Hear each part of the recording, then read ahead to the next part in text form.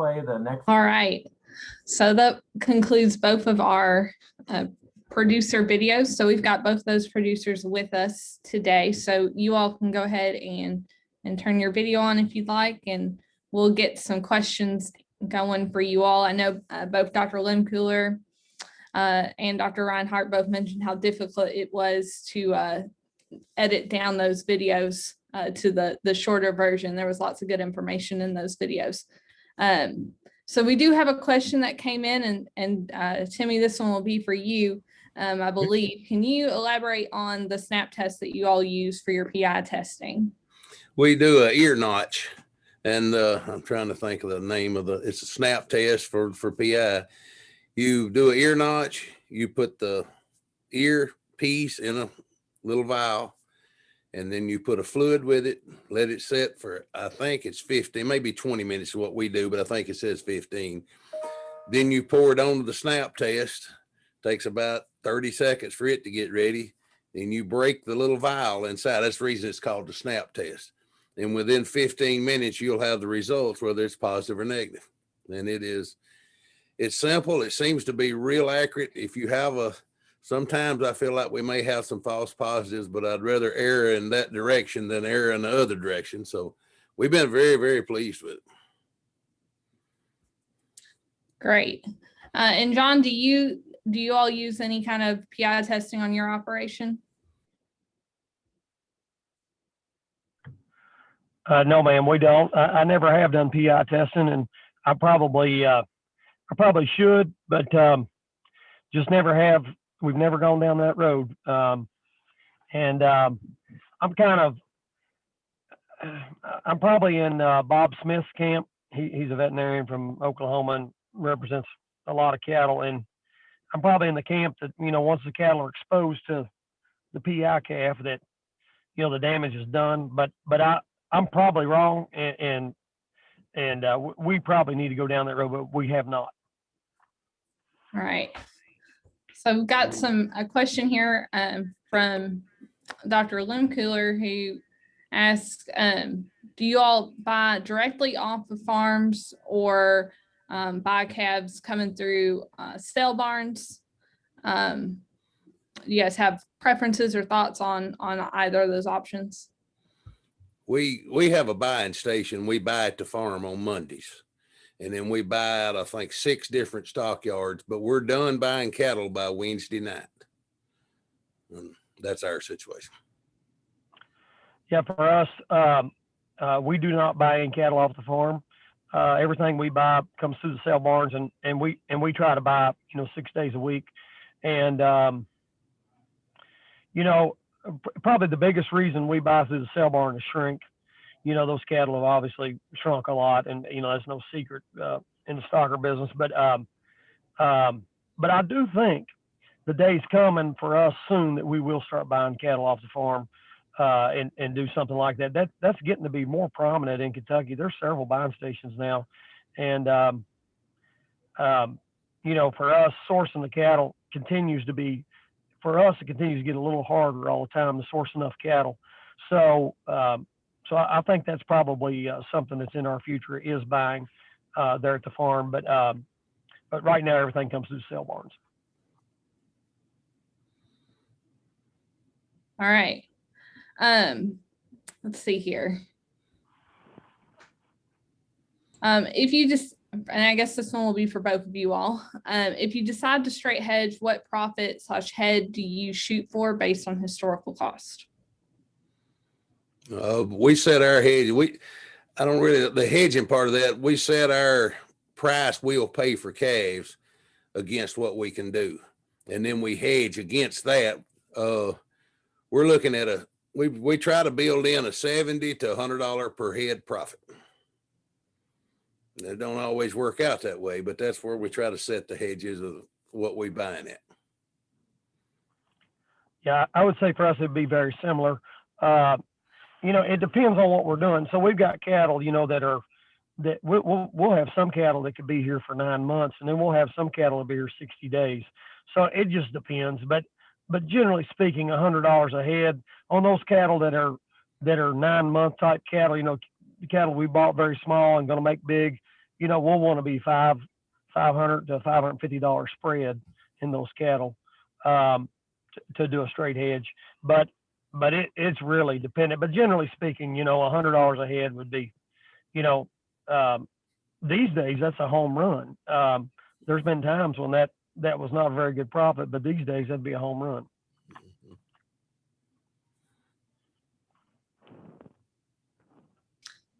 John, in your video, you mentioned that you all prefer to buy bulls. Can you elaborate on that? Where that preference came from? Sure, absolutely. Well, there's a couple things. The biggest reason is most of the time there's value in buying those bulls because they're discounted. That's not the case in the springtime. A lot of times these bulls are bringing way too much, but so generally we mostly just deal with males because there's just a lot more buyers out there. Our market is the Iowa, Nebraska farmer feeders, so they don't feed heifers. There's not many of those guys that feed heifers, so most of the time that's the reason we stay with the males. For the reason for the bulls is just you make your money when you buy these cattle almost all the time, and so you're buying a calf at a discount most of the times. The one other little reason is the amount of traders that are in these markets anymore is just pathetic. I hope one of these days our industry will do something about the amount of trading that goes on. It's obvious our sale barns aren't going to do anything about it, but those traders a lot of times will not trade the bulls as much as they will the steers. So I think that's another reason. A lot of times I'll take a naive, fresh bull over a stale anything any day, So I think that's just a smaller reason why. It's not the predominant reason, but it's another reason why we'll deal with the bulls. All right, Timmy, and I'll kind of follow up because you mentioned that you all do purchase some heifers and that you have a vet who helps you out to make sure that they don't send pregnant heifers out west. But I'm sure occasionally you do have some that come up bred. What do you do in that circumstance? How do you market those cattle?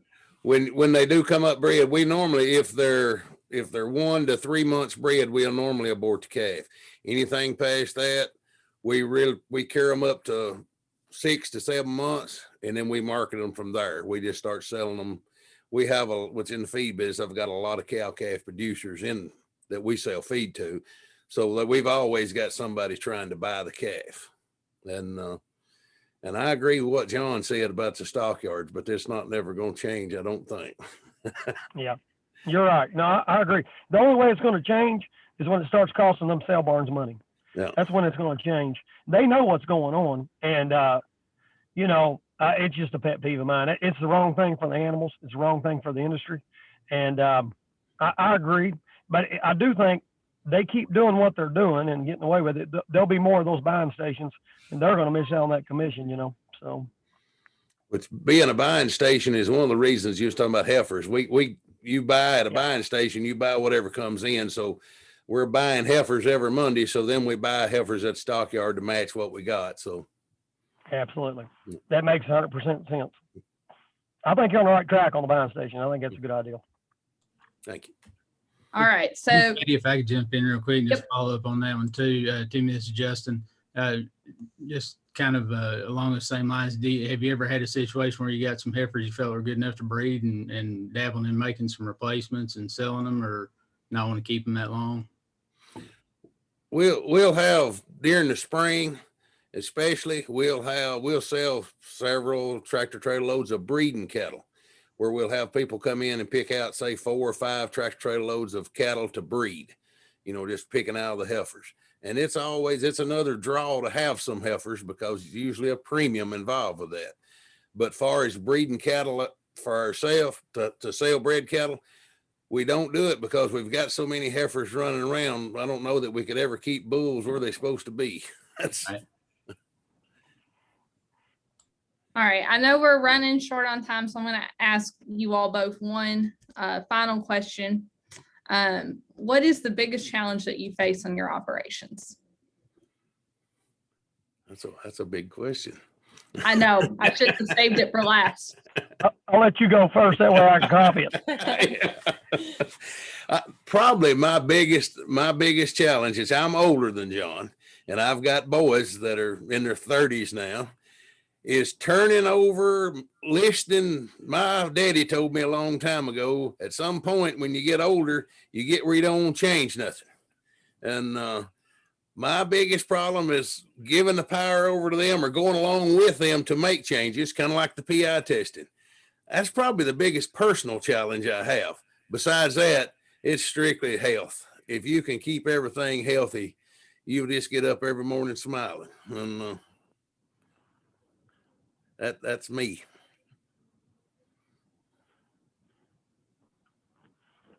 All right. For me, it's hard to nail it down to one thing. Profitability would be, buying cattle that you can, lock in a good profit in is probably, that continues to get a little harder, especially kind of where we're at in the cycle. Labor, of course, is a continued problem. Just finding skilled labor. It's not about being able to pay for labor. It's just finding it. And just logistics in general, there's just so many, we're dealing with nothing but variables, and that continues to get worse with the amount of volatility that's in these markets these days and the amount of volatility that's in the world. So just managing, you're managing, I feel like I'm managing nothing but variables. And so, that there's just a lot of things that go into that. But if there's a profit there, you'll find a way to manage it. All right, well, we thank you all for your time in taking the time for us to come out and film those videos and joining us again today. I didn't quite get to all the questions, but we'll try to respond to those by typing in an answer. And with that, I'm going to turn it back over to Dr. Reinhardt. Thanks, Dr. Van Malen, and especially thanks to Timmy and John for being willing to be on here. I honestly believe that the most effective learning that we can do is from other people who are doing it like y'all and doing it, in a big way. But, if there's folks on here that are maybe a more moderate or smaller size operation, there's still a ton that these two gentlemen have mentioned here that can apply to your situations. And we'll post the videos on our website, on the Mid-South Stalker Conference website, so folks can go back and look at those. And I think they maybe even be able to put longer versions of them, because both of you, like Katie said, we can sit here and talk to you all day. So really appreciate you being willing to take some time out of you of several days to for the filming and to be on here to speak with us. Appreciate it.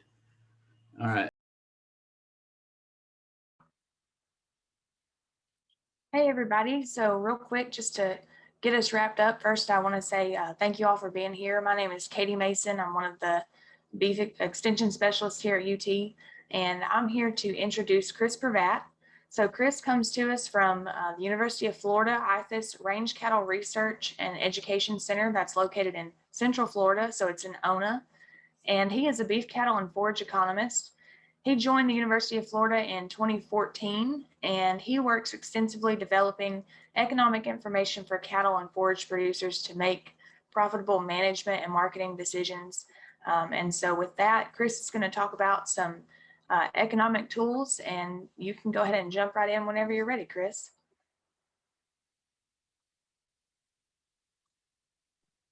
Thank you. I appreciate y'all having me. Let's go ahead and get this shared. Okay, so perfect. Gonna talk a little bit about understanding and implementing some risk management tools for our stalker and feeder cattle operations. I think I take a very similar approach to many of you, as my family runs some stalker cattle as well.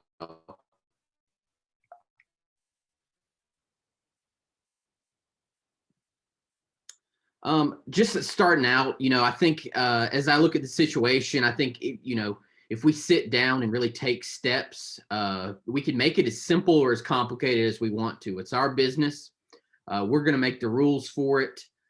So I just say, hey, if we sit down, we keep it simple, then I think there's a lot of things, even as we're implementing risk management, we can make it pretty simple, just depending on taking the time and making sure we get the process done properly.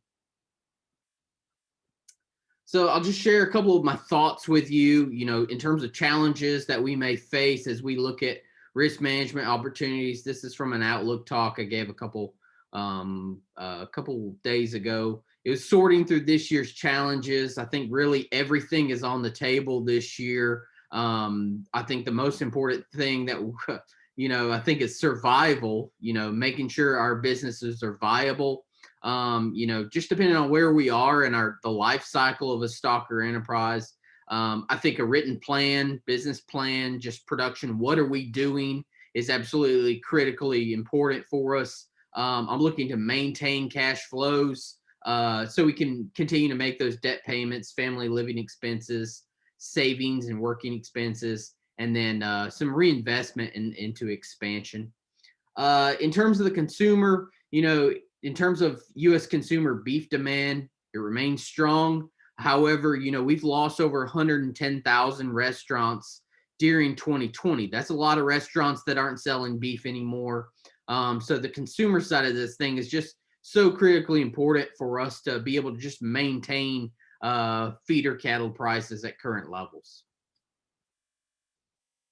With that, I think the ball is in the consumer's court for a good majority of where prices might shift for us. Consumer demand for U.S. beef is going to determine if packers are going to try to bring more inventory to grocery store shelves, obviously. And so if they're going to try to raise prices in order to meet those needs, are consumers going to be able to demand more beef at higher prices, or are they going to balk? I think that's going to determine. I think it's going to be tough to get into some higher prices based on maybe some of the consumers' needs and their savings today. Just a theme, I think, industry as a whole, as we look at of how feeder cattle and feeder calves are going to be sold to feedlots. If we look at long-term trends, cattle feeders, they continue to bleed. These high feed prices, high feeder cattle prices, and low fat cattle prices won't work for very long. So they're going to have to change one of those factors eventually, and it'll likely change very abruptly. The easiest way for them to fix the problem is obviously to pay less for feeder cattle in the short run. We'll see how that plays out. Looking a little bit at the input prices. So whenever we look at the input prices, I think what we'll see is that feedstuffs have obviously changed dramatically higher. They're significantly higher than where we were back in August. So in the black, it's relatively cheap. That was the first week of August. I gave a presentation, said corn was relatively cheap. It's not cheap anymore. It's 74% higher. And with these higher feedstuffs, obviously we have significantly higher cost of gains. So obviously, I think some of that feedstuff used in the Stalker and backgrounding, it's moderating some. At the same time, value of gains have got to, if we look at that margin, those value of gains have got to get a little higher. So maybe these feeder calf prices will back up just a little bit on us so we can maintain those values of gain and that margin. So as I mentioned, family Stalker operator, so we utilize a lot of grass, some supplemental feedstuffs as well. And that's kind of where I come to you today in terms of risk management and the tools that I like to use when I'm working with clientele in Florida and throughout the Southeast. So whenever I'm thinking about risk management, CME futures and options, that's where I think we're, the majority of us think in terms of risk management. There's other things as well. Those are absolutely keys for us as we think about output prices. If we start thinking about selling, truckload units of feeder cattle, futures and options is where the majority of risk management is really taking place. I think we also need to be thinking about input prices as well as some output prices for risk management. So all of our risk management strategies are going to involve costs. Those costs are going to include both money and or time. So everything we talk about here today, I think, you know, the John, whenever he was talking at his Kentucky operation, he mentioned, you know, how fun it was to work on the production side, but, you know, and even the marketing side can be fun. That cost management and thinking about some of those other factors, and really the management behind some of our accounting is so critical and key for us in order to manage some of this risk that we might not necessarily be thinking about. So whenever we start thinking about risk management, we think about those output price. You know, what do you want for your feeders? You know, what is the price? What price do you want for your feeders? I think, you know, if I come up to you on your operation, what do you want for those feeder cattle? I think you should have a price in mind. And for me, that's a price objective. But I think you need to start thinking about in terms of the output price. Obviously on what you have hedged or what you hedge as you're buying or right before you buy. Obviously, you know, those are set in stone, but for that 50% or 60% of calves that you don't have hedged, I think you know, determining what price you want for those feeder calves and actively marketing those calves, you know, as a price maker, you know, setting that price for those calves and be willing to continue to have ownership of those calves. Obviously there's going to be the situation where you've got to play with, you know, what you have to sell and what you can maintain and retain ownership there. But I think that's absolutely critical, knowing what price you want for your calves, setting that price, and then moving forward throughout your production system and marketing system. So for me, my two most important risk management tools, in my opinion, are, you know, I mentioned them, a written plan and a budget. So, you know, my written plan, knowing what my system is, being able to maintain the system. Obviously, if you get into several thousand head of cattle, you're going to have to lay off some of those risks for your credit agencies in order to have some risk protection there. But for me, my budget, I'm calculating my risk out. I'm knowing what I'm willing to accept. In my written plan, knowing really, you know, what my objectives are and what I want to accomplish in terms of risk management. Those are my two most important tools that I utilize. And you know, I think they're absolutely critical for us just to maintain a viable business.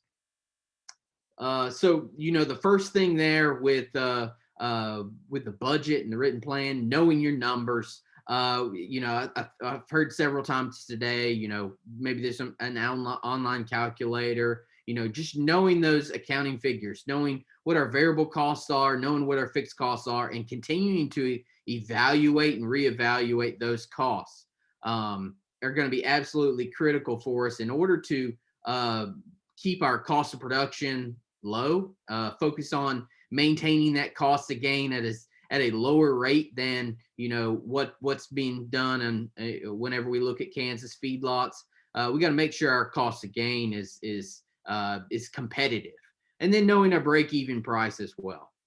So for me, you know, our budget is not only telling us something on the cost of production side. Again, that chart just shows us cost of production for cow-calf, not really pertaining to what we're talking about here today, but it gives us a good illusion of, you know, costs continuing to increase as they've done for the last 30 plus years now. So developing those projections for revenue and value of gain, absolutely critical for us. In terms of knowing your numbers, this is a ranch expense analysis that we did in Florida. We're just focused on where we were really spending dollars there. So if you want to make more money, you know, historically, what has economic analysis told us about, you know, profitability or having profitability in any of the enterprises, whether we're talking about, you know, the feedlots, the stalker operators, backgrounders, cow-calf producers, you know, it's spending that time focused on lowering your cost of production has been one of the most valuable things that you can do. Those producers that have a low unit cost of production, they stay in business for a very long time, and there's profits to be made in those enterprises. as we start thinking about market price risk, obviously this index looks at the U.S. feeder cattle price index from last year. That significant movement that it made for us, being for operators that were unhedged, that definitely caused some sleepless nights there for us. But markets are reflections of all sorts of things. What makes market price move on a given day? From human emotions to herd behavior, everyone running, for the calves and then running for the exits, to changes in the underlying status quo, how stuff gets done, made, distributed, and paid for. There's a lot of factors moving into these output markets for us in terms of our Stalker operation. So there's so many things in terms of the market price risk that we can't prepare for everything. We've developed a business, written that business plan, and now we're just implementing it. So these are some of the things that I've used in slides the last couple of years in terms of risk concerns. Obviously, last year we included COVID-19. Now we're in global recession, / recovery, looking for potentially a double dip now moving into the first quarter. You still got African swine fever affecting globally, specifically China. The current administration, continued Trump's policies with China. You got supply chain distributions from last year, meat packing plant fires from from back in, 2019 there, trade agreements, record meat production, export markets. You've got blizzards now, you've got drought. So you've got floods from last spring, domestic consumer demand. You got to continue to worry about that. 110,000 restaurants. You still have 10 million Americans that don't have jobs today that had them last February. That out of 150 million. You've got competing meats. I put meats in quotations because you have a surge in terms of plant-based proteins. I don't think we saw that on the horizon 5-10 years ago, being where it is today. And then you got corn prices that just continue to have moved up so significantly higher from where we were back in August. So in terms of just risk overall, what strategy are you going to have in place if spring 2020 happens again? So I think that's where we start thinking about in terms of those risk management, in terms of knowing our costs, evaluating what potential those outputs are, and then being able to maintain and meet those cash flows. So risk management it's our opportunity to do something about price risk. So this is just looking, throwing some slides in there that, had us thinking about, just the uncertainty with last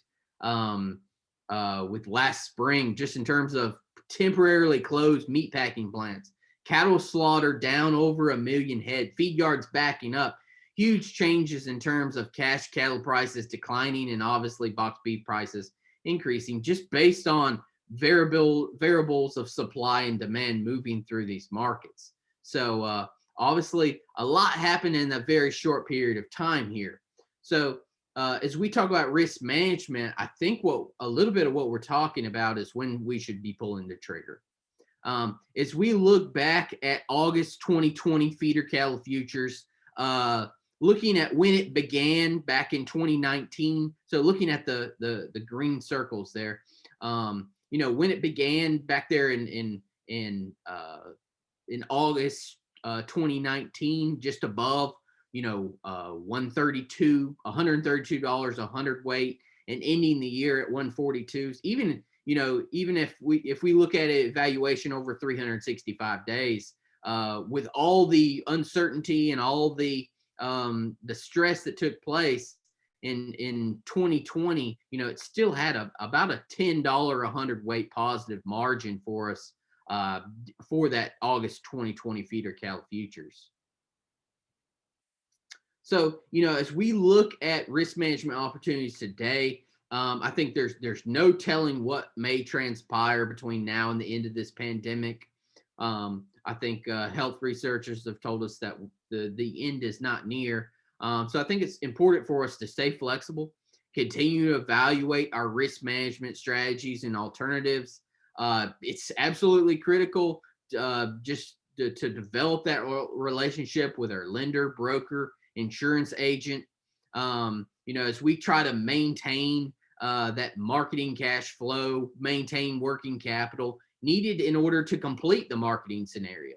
If we're talking about 30% of all our feeder calves, having that margin money, stay in that account, it's going to be critical to develop that relationship with the lender and broker. I think it's absolutely critical as we start to look at marketing these calves, develop our marketing window. We don't have to do the same thing every time, but I think we need to have a window that that we've developed our plan around, and then evaluate changes as we move through the marketing channels.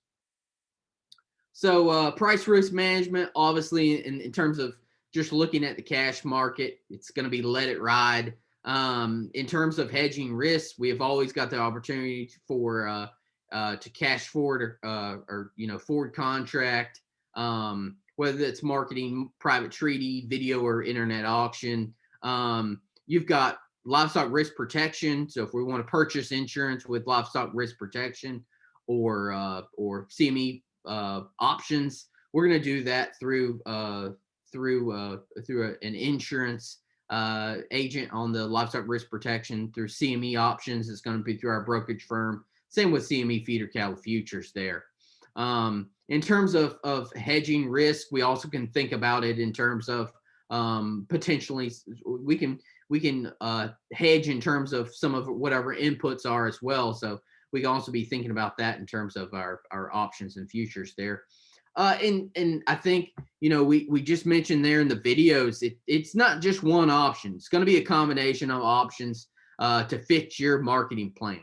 And, as I look at this, obviously cash is the easiest thing to do in terms of just a solution. And as we look at forward contracting, the difficulty, obviously it's not as easy to stay in the cash as it is to forward contract. Go ahead and market some cattle 5 months out there, then looking at LRP, a little bit larger difficulty, and then moving into the options and futures. That's definitely going to be how we evaluate that price risk management there. Even if you do stay in the cash market, you can still plan to stay in the cash market and still be looking for other risk management opportunities. So you can be, as we discussed in the videos, I think, at a certain point, staying in the cash market might not make sense as you feel that you've kind of limited out in terms of what that upside potential might be for your feeder cattle, and you utilize those risk management opportunities. So I don't think we should ever close the door on any of them individually. So that's kind of how I'm evaluating those few price risk management tools there.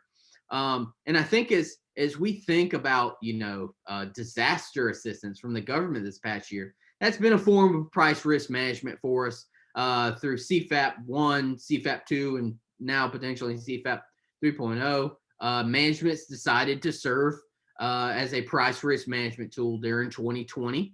And so that might be, you might be relying on that as a disaster assistance, even though it's not guaranteed, obviously, but you might be relying on that for that, another scenario that could be similar to spring 2020. So another tool in terms of price risk management, I think knowing and understanding short-term and long-term price projections is a critically important tool. Whenever we're thinking about price risk management for us here, so price risk management, what's that expected trend in terms of short-term? If the trend is up, if the trend is up, obviously you're going to stay in the cash and let it rip. If it's down, you obviously going to look at futures or forward contracting. And then, if it's uncertain, you might be looking at a risk management strategy where you use options or LRP. This is always going to be the second best option. There'll always be a better option than options or LRP, but this is how much risk you are willing to take, and if that if it allows you to remain viable. That's just going to be depending on your individual situation. I think it's also critical to understand long-term trends in the beef cattle market. So here's our FAPRI. This is our Food and Agricultural Policy Research Institute at University of Missouri. Looking at 10-year, this is beef cattle price projections. Oklahoma City is going to be the closest we have in terms of looking at feeder cattle from 6 to 650 pound feeder steers.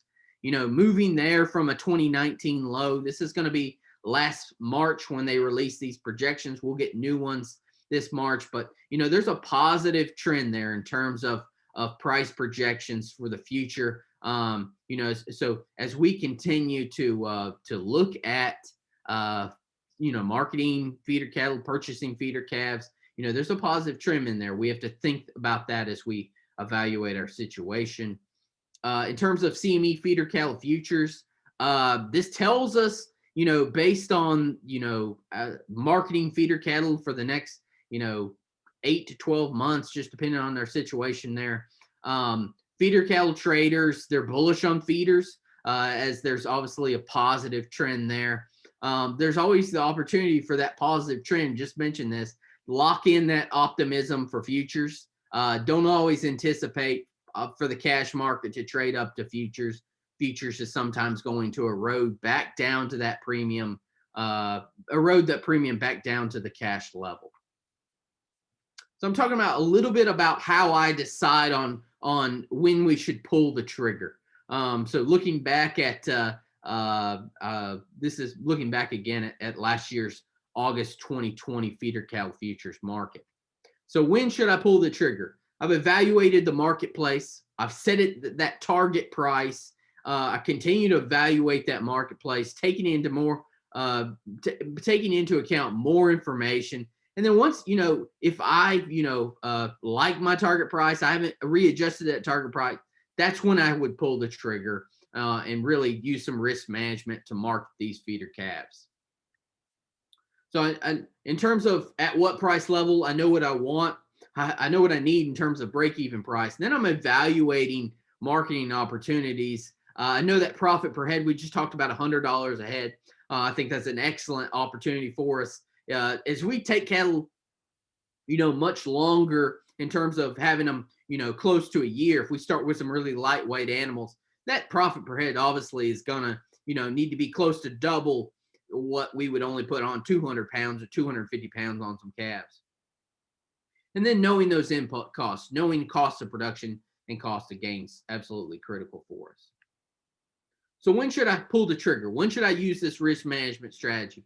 I know those numbers. I know what my break even is. This is for a South Florida, marketing some calves, marketing some 550 pound feeder calves. The same, strategy is kind of what we would implement for us here. Knowing those numbers, knowing our break even price. I know my price objective, once I move above that price objective, what I want as my price objective, that's when I'm going to be pulling the trigger on risk management strategies. But it's going to be knowing what really we want, what price I would be willing to take for my calves today. It's absolutely critical for me. And then knowing that profit. So every day that feeder cattle futures are traded, I know my break-even price, obviously, my price objective. I know my expected cash price by using the futures with our basis, and then I know my profit level. Another risk management strategy out there, it's just going to be in terms of maintaining adequate financial capacity to withstand a loss. So, if you've got cash reserves or savings or equity in owned cattle that you own that you don't have you don't have a borrowed money on, in order to maintain business viability is absolutely critical if you're self-insured. So having, inventory there, diversifying into another asset class there, maintaining financial reserves, borrowing or off farm income like myself. I got a job. So also the ability to have an operating loan in order to temporary cover those cash flows is absolutely critical for us. So I'll wrap up here in terms of looking at risk management. A good way to really learn about risk management is really looking into LRP. You know, it's obviously there's not that many contracts of LRP traded compared to CME feeder cow futures, you know, but you know, as you're, you know, there's a lot of tuition that can be incurred based on, you know, just jumping in and utilize CME feeder cow futures. So, you know, looking at LRP as you're beginning to look at price risk management, it's very similar to a put option, ensures against these price declines. There's no margin calls, and you know, really small numbers of cattle can be hedged if need be. So RMA's got a list of improved livestock agents that you might want to take a look at there. So take home, just in terms of risk management, always working on a marketing plan. You know, we enjoy getting out in the field and doing a lot of that production, but we've got to be focused on our marketing plan and really sitting down and focus on a lot of those costs.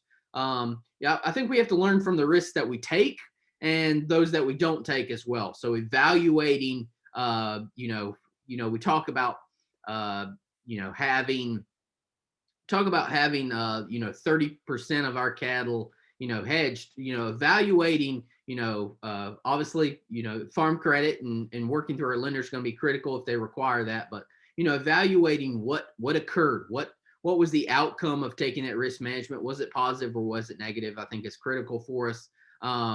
Obviously, this takes additional time. We talked about cost and time. So start planning risk management planning now before you buy the cattle.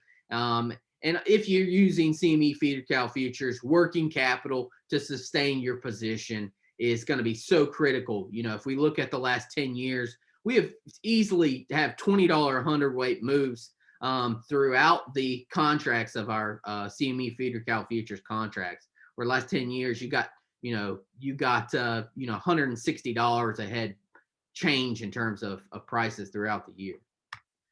You know, I've shared this with a lot of my producers. I think at some point we have to have a plan for inflation moving forward. With the Federal Reserve now moving to achieve higher than 2% inflation for some time, they're just looking to have a long-term average anchored at 2%.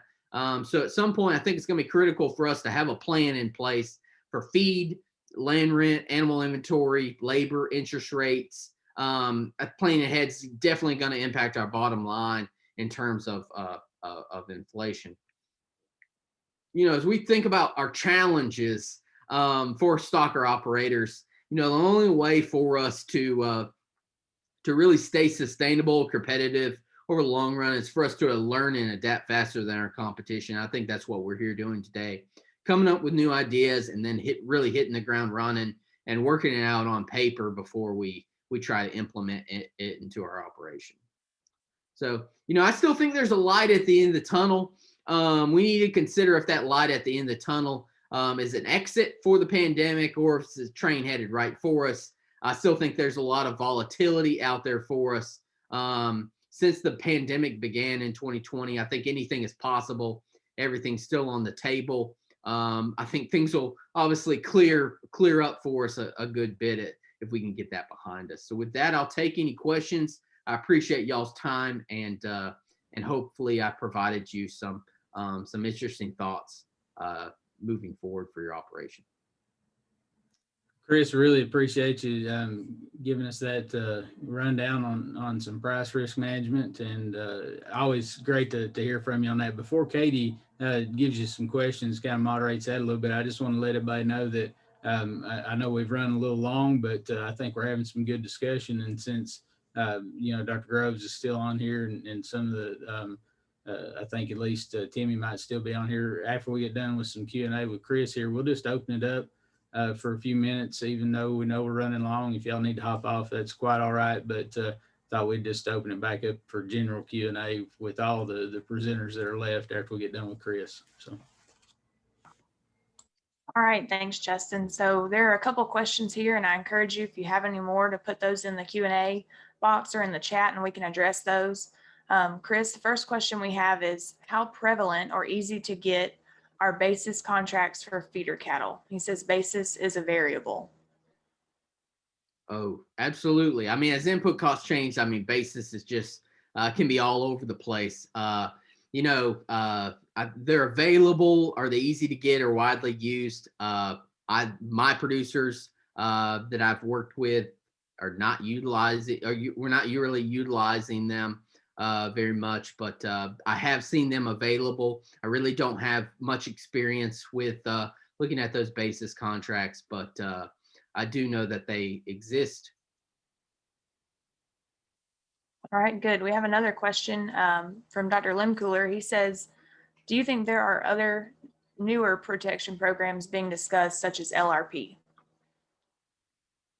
Yeah, I mean, there's a lot of groups that are kind of trying to come up with new livestock risk management platforms. I think FSA continues to look at some potentially new platforms. They've been in the works for a very long time. I haven't seen there are no new ones specifically available for us today. In terms of LRP, they've made some adjustments to it. Hopefully, can bring in some new participants. I think it's a great place in order to really get started looking at risk management, but it's not widely used today. The premium exists, the subsidy exists there. There's additional subsidies there for it if you're a beginning farmer. But that would be a good place to start for you. But that's kind of where we are today on that LRP. All right, we have another kind of question and a comment together, so I'm going to read it all to you. They ask about cash contracts. Is there more risk or less to having a written contract? Since the Eastern Livestock bankruptcy, some producers think there's less risk to have a written contract with earnest money. Oh, absolutely. I completely agree that there's a lot less risk to have that written contract with earnest money. It's absolutely critical with, when dealing with a lot of these larger buyers. We've seen several situations in the last, couple years now where there's, who's buying our feeder cattle have went under even during the time period where things have moved forward. So, it's all about that buy and sell very quickly for those large buyers there. And if things don't go just right, I mean, it can make a very difficult situation for some of our feeder cattle or stalker operators that have went ahead and sold some cattle. And, we took risk management strategies to offset some of that risk. So it's absolutely critical. All right, good. We have another question about LRP premiums. Does the change for LRP premiums being due at the end of the contract rather than up front make it more appealing in your opinion? Oh, absolutely. Very similar to a lot of other kind of like some rainfall insurance where the premiums due much later in the time period. I think it absolutely makes it a lot more appealing given the uncertainty and potentially having similar cash flows as you're able to market your calves and to have those cash flows available to you as you're making those payments. I think is it's very nice for a lot of producers that have some our cash flows are so critical and are limited for us right now in the industry with a moderation and declining and increases in prices being so fluctuating right now. Good deal. All right. So I'm not seeing any new questions pop up for you, Chris, specifically. If we want to open it up, Justin, to other people, I do have one in the chat for Dr. Groves. Dr. Groves, do you think having 2 to 3 feet of space between pens could help with biocontainment rather than sharing a fence line? A little bit when we think about the microbes that are associated with BRD. Most of the scientific work, of course, that's easy to do in the feedlot, measure that, is that we know that microbes jump fence line contact easy. And the feedlot, and the big BVD studies, they found that those viruses could jump about 12 feet. So in feedlot, the alleyway at the back of the pen is the drover's alley. And those pathogens can jump the drover's alley pretty efficiently, but they couldn't cross the feed alley. That's where the feed trucks drive, and they tend to be about 30 feet wide. Good idea, and there's probably a little potential there, but probably need about 30 feet really to biocontain the way we'd like.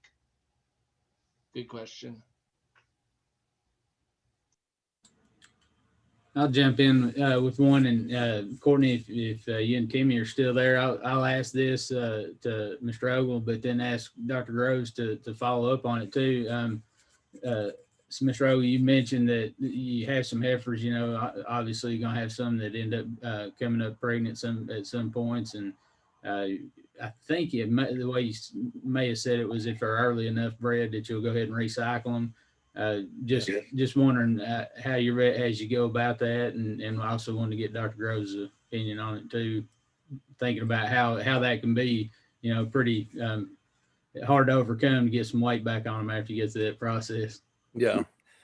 Of course, we've got a vet there checking them, and we knock them out with Lutalaze and Banamine and Dex, and we turn them back out into a transitioning pen to abort, which puts them on a transitioning feed until they abort. So it's a fairly expensive, but like you said, trying to get them to start putting weight back on to get over that is the key. So we put them in as good a place as we can to do it. Because we don't have any mama cows, don't have any bulls. We normally don't have a whole lot of them, but we do with these cattle we're buying at the buying station, because a lot of these cattle will come in 5, 6, 7, 8 weights. It's bred, you know, and so, but that's how we handle it. And Dr. Stacy does all of it there at the chute while we're pregnancy testing. I would agree with what Timmy says. He's right on. It's a expensive defect to have in a feeder heifer, and trying to manage that is you're just trying to manage your losses. So most of the strategies we use with our producers is to go ahead and abort the early ones with a Lutalize. It probably is important to go ahead and recheck, make sure that you do go ahead and get them the pregnancy terminated. That's not 100% efficient. We retest them all. Good. I think the thing I picked up when Timmy mentioned that is that's a tremendous way to add value to a set of feeder heifers. And you know, I compliment him working on, have a good relationship with his vet, that they can get that done. That is a tremendous way to add value. We just get more and more pressure from the feedlots to guarantee those things open. And he even said something about the practitioner he works with has a good reputation for being good, and they stand behind and guarantee those cattle the way John Spark said. So no, I think it's handled well. The later pregnancies, we tend to go ahead and just we'll remarket those things through the marketing channel. We don't like those things around. They're a lot of trouble too, but it's a tough situation. Maybe just a little more follow up on that, and then Chris, we've got one coming at you in the chat after that. But Timmy, I sometimes asking questions on a producer panel like this, I hate getting in somebody's business, as we'd say it back home, you know. But at your buying station, do you have them pre-checked before you settle on a price with the producer that brings them to you? No, and that's a pretty good lick. We seem to take a lot, but you do keep up with who you're buying what from. Yeah, you know, you're personally buying everything, so the next time they come, we have a discussion. You know, yeah. that's how that works. Yeah, definitely. And it sounds like your record keeping system enables you to do that too with the volume that you're doing. You're able to keep up with who's who and what's what. Yeah, our records is that's the hardest thing to teach teenage boys is you got to do the paperwork, but it's one of the most important things going on. And Chris, looks like we've got one over here for you on what's the best way to learn options, puts, and hedging in the Stalker business. Yeah, the best way. So two answers. Probably the best way is to, it's going to be, attend some classes. There might be some handbooks out there just to get you, acquainted with them, and then, is do it on paper first. Put it on paper. Evaluate. What those options were cost. What those puts and options and hedging. What would be the viable outcome on paper, and then kind of put it into practice. I don't think CME feeder cow futures and options is something you want to jump into. I'd start with the LRP first, but I think you just have to go do some research and then put on paper, and then you can put it into practice out there into your operation. But I think a lot of the land-grant universities offer some risk management classes, so I would try to attend some of those and develop a relationship with other producers, and especially your brokerage firm. I don't think we mentioned that enough today. It's going to be developing your relationship with your brokerage firm that is really he's going to become part of your operation and someone that you have on speed dial. So that's going to be a big help, but you need to know a lot of these variables and really how they play out and work before you get acquainted too much with your brokerage firm. I think I saw Mr. Timmy kind of grin whenever I asked that question. I bet you if I ask you what's the best way to remember how to use those, you'd probably tell me just to try it a couple of times. You'll figure it out, right? You sure right. It'll be them educations you never forget. Tuition. Yeah, paying tuition. There you go, Chris. That's good. Yeah. Other panelists on here, Ben, Jeff, KDM or KDV, did you guys have any follow-up questions for them? I don't want to drag us out too long or anything, but just a wealth of knowledge right here in our hands. This is Jeff. I sent one in to Katie for Dr. Groves. And Timmy, you can make a comment on this too. What's the trigger for you guys to decide on giving antibiotic on arrival versus not? Ours is strictly records.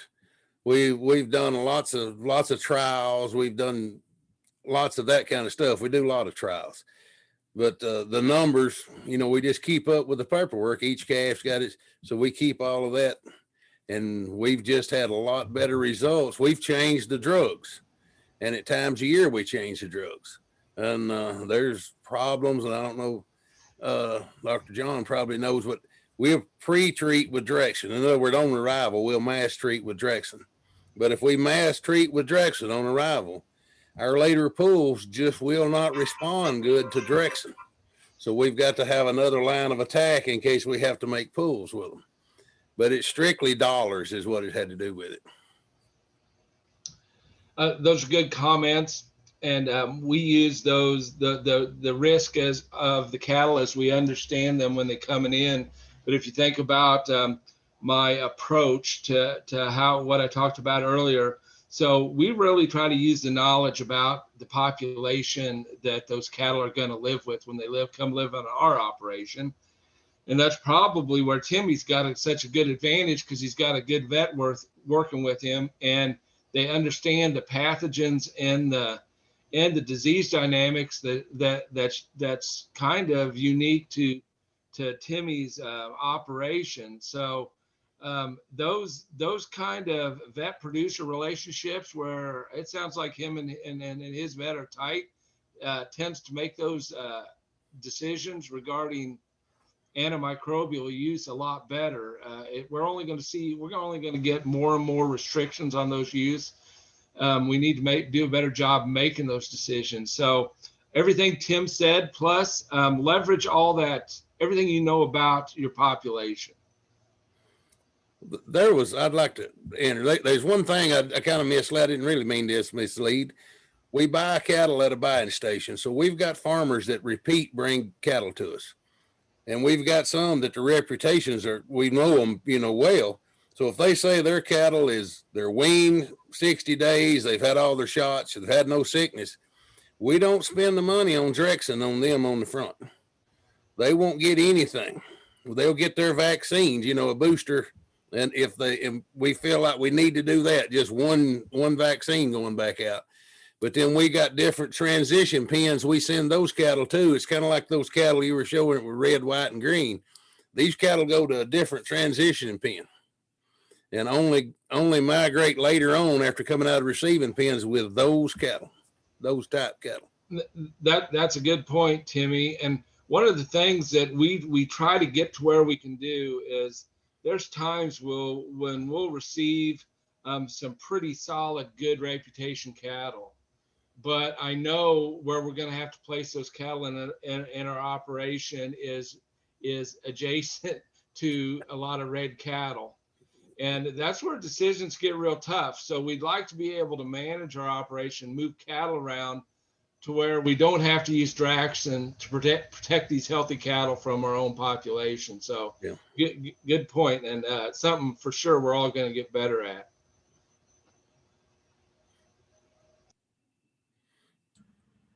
Good. Any other questions from the panelists here? And still a lot of folks hanging on. And like I say, I know we've gone over here, but I appreciate Dr. Groves and Timmy, y'all been willing to stay on here with us, and Chris, certainly you've waited here to the end, so we sure do appreciate all y'all. I do see another question over here. Jeff, has that one been answered in the queue? It is not. Go ahead, Dr. Reinhardt. Okay. So this one's to you, Dr. Groves, or either of you, Timmy, either. If there's absolutely one thing health-wise that must be done, what would it be? And this will be a good one for us to wrap up on, I think. So yeah, if you would have asked this question a few years ago, I probably would have given you a different answer. So what you got to do is manage the stress and the flow of these cattle through your operation. I mean, the way I see our industry and the way it's evolved is we're kind of pushing the envelope with regards to the amount of stress these cattle will take. It takes a lot of vaccines and a lot of antibiotics to keep things going. So where I think the real leverage is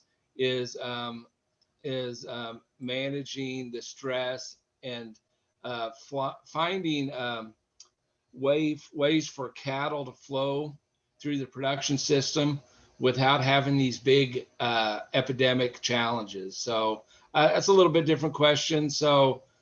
Or a little bit different answer than I would have given a few years ago. But that's probably what I think more deeply about how to manage chronic stress now than I do about what vaccine I use. So I agree with Dr. John. And adding to what he's talking about, the stress levels, another thing we'd done in the last year that, again, I was against, but turned out to be the right move, was taking our tub out. Because we had people back there whooping them and bring them in the tub, and there's always getting a whooping and bringing into the lanes. We took it out and built a bud box, and the cattle just flow easy. We're done with the whooping and all that. It's kind of like other I was talking about getting good help. At times it's hard, and so you get some help. It likes to do a lot of whooping and a lot of hollering, and bud box has solved that for us. That's outstanding. Well, I sure do appreciate it. And I think that's a good place to go ahead and wind her down. Dr. Groves, Timmy, Dr. Vatt, we really appreciate y'all being on here and spending time with us. This has been, for me, a great session. And I'm just glad we could do it this way. And thank y'all for your time. Yep. Dr. Van Valen, Lim Cooler, Mason, Ben, Courtney there with Timmy. I appreciate all the work y'all have done to put this together. I'll say to the folks that have hung on this long, appreciate y'all signing on and being with us. And there'll be a survey that'll be emailed to you about 24 hours after the start time of this. So you'll get it tomorrow. And we'd love for you to evaluate the program, give us an indication of kind of your production scenario so we can evaluate the impact we might have made here today. It may be that it pops up too whenever I shut this meeting down. So you might be able to click in your browser and go ahead and do that survey and get that taken care of. And I'll probably go ahead and email it to you, directly from me as well. So you'll get it a few different times, but if you could do that. And Jeff, unless can you think of anything else? I want to thank our sponsors again. I put those links over here in the chat. Hopefully you'll take the opportunity to tell them that we appreciate them and do some business with them. So unless anybody has anything else, we'll go ahead and call it good.